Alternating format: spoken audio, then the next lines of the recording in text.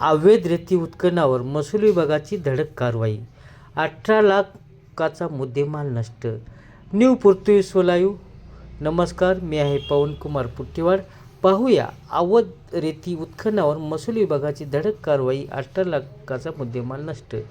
नांदेड जिल्ह्यातील अवैध रेती उत्खननावर महसूल विभागाने दिनांक 9 डिसेंबर रोजी पहाटे 5 वाजता मोठी धडक कारवाई केली आहे. जिल्हाधिकारी राहुल कर्डिले यांच्या मार्गदर्शनाखाली उपविभागीय अधिकारी डॉक्टर सचिन खल्लाळ आणि तहसीलदार संजय वारकड यांच्या नेतृत्वात ही मोहीम राबविण्यात आली. कल्लाल आणि पिंपळगाव निमजी परिसरात सकाळी तब्बल पहाटे 5 वाजता 9 डिसेंबर रोजी महसूल विभागाचे पथक दाखल झाले.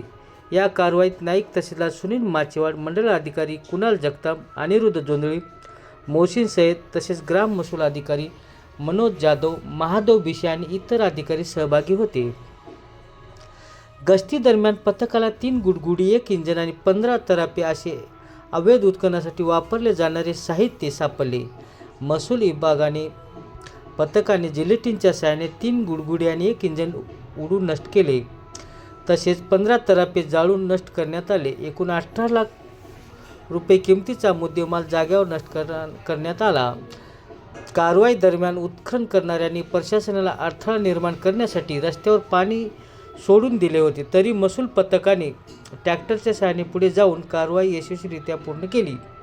उपविभागीय अधिकारी डॉक्टर खल्लाळ आणि तहसीलदार वारकड यांनी स्पष्ट इशारा दिला की अवैध रेती उत्खननाविरुद्ध प्रशासनाची कारवाई सातत्याने आणि सक्तीने सुरू राहील. नमस्कार.